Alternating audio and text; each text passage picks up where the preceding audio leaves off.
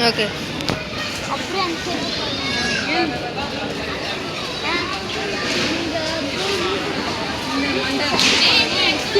வச்சுருக்காங்க. இது இது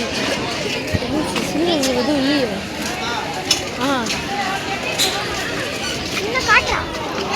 சரி.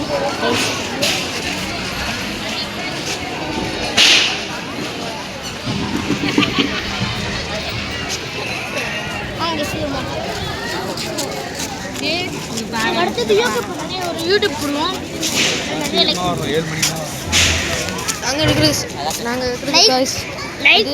லைக் பண்ணாமல் பார்த்துட்டு இருக்கீங்கன்னா சீக்கிரமாக லைக் பண்ணிடுங்க.